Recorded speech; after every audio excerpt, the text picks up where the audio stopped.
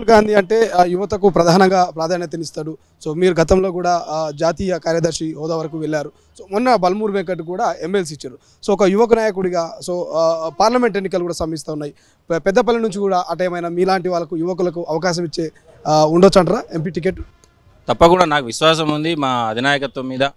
ఎందుకంటే ఎన్ఎస్యుఐ మొదలుకొని మరి కాలేజ్ అంటే ఎన్ఎస్యుఐ కాలేజ్ ప్రెసిడెంట్గా, ఎన్ఎస్యుఐ మండల కమిటీలో, అలాగే ఎన్ఎస్యుఐ జిల్లా ఉపాధ్యక్షునిగా, అలాగే ట్రేడ్ యూనియన్లో మా పెద్దపల్లి అంతకుముందు ఉమ్మడి కరీంనగర్ జిల్లాకు సంబంధించిన యూత్ అధ్యక్షునిగా, మా మండల్ సుల్తానాబాద్ అధ్యక్షునిగా, పెద్దపల్లి ఇన్ఛార్జ్గా, అలాగే పెద్దపల్లి ఉపాధ్యక్షునిగా ఇట్లా ట్రేడ్ యూనియన్లో వర్క్ చేసిన. అలాగే యూత్ కాంగ్రెస్ ఎన్నికల విధానం రాహుల్ గాంధీ గారు ప్రవేశపెట్టినప్పుడు మరి పెద్దపల్లి అసెంబ్లీ యూత్ కాంగ్రెస్ అధ్యక్షునిగా గెలవడం జరిగింది. అలాగే మరి మహిళా రిజర్వేషన్ అయినందువల్ల నా భార్య పెద్దపల్లి సుల్తానాబాద్ మండల్ జెడ్పీటీసీగా మరి పార్టీ అవకాశం ఇవ్వడం జరిగింది, జెడ్పీటీసీగా గెలవడం జరిగింది. అలాగే యూత్ కాంగ్రెస్ పార్లమెంట్ అధ్యక్షునిగా ఎన్నికల్లో పోటీ చేసినప్పుడు యూత్ కాంగ్రెస్ పార్లమెంట్ అధ్యక్షునిగా గెలవడం జరిగింది. అలాగే పార్టీ నేను చేస్తున్నటువంటి కష్టాన్ని చూసి మరి జాతీయ స్థాయిలో నాకు ఒక అవకాశం కల్పించడం జరిగింది. జాతీయ యువజన కాంగ్రెస్ కార్యదర్శిగా ఒక అవకాశం ఇవ్వడం జరిగింది.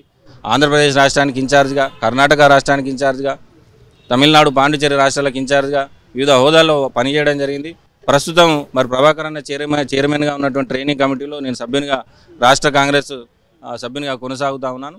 కాబట్టి పార్టీకి పనిచేయడము, పార్టీకి ఏ విధంగా ముందుకు తీసుకెళ్లాలి, పార్టీ ద్వారా ప్రజల విశ్వాసాన్ని ఎట్లా పొందాలనే దాని మీద నిరంతరం శ్రమిస్తూ ఉన్నాం. సుమారు దీర్ఘకాలికంగా 23 ఏళ్ల పాటు పార్టీ కోసం పనిచేస్తూ ఉన్నా.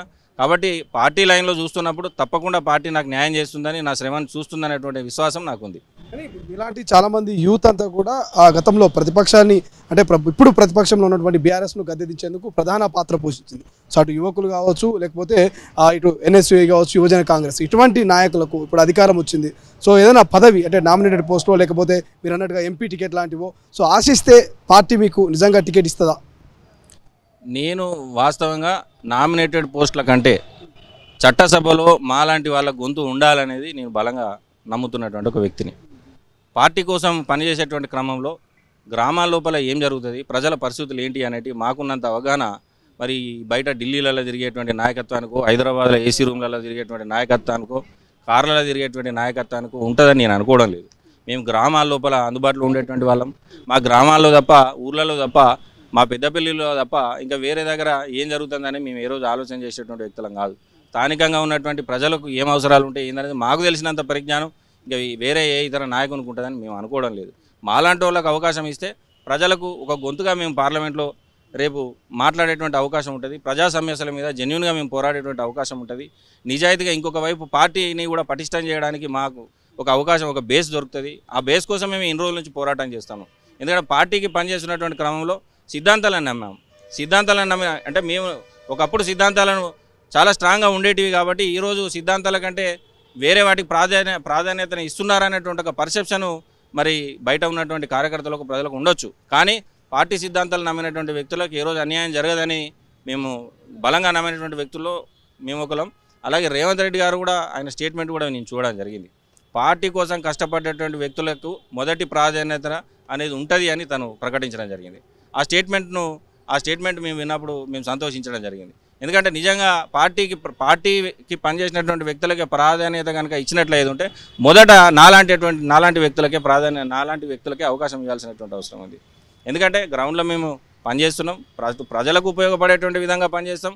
మాకేం వ్యాపారాలు లేవు, మాకేం లేకపోతే ఇంకేమైనా పనిచేయడానికి అటు ఇటు తిరిగేదేం లేదు.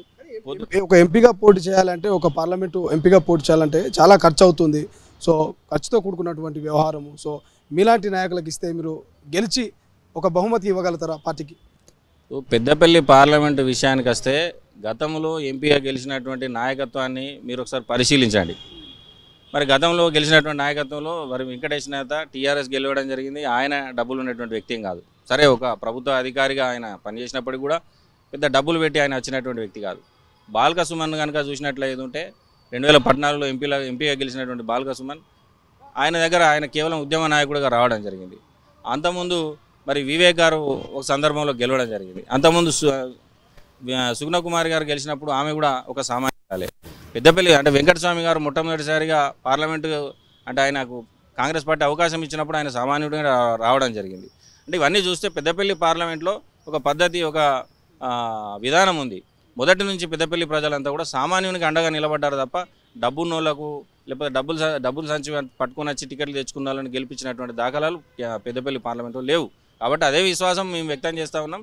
మా పెద్దపల్లి పార్లమెంట్లో ఏంటంటే మేము ఆ ఊర్లో వాడి ఉండేటోళ్ళం, అక్కడనే ఉండి బ్రతికేటోళ్ళం.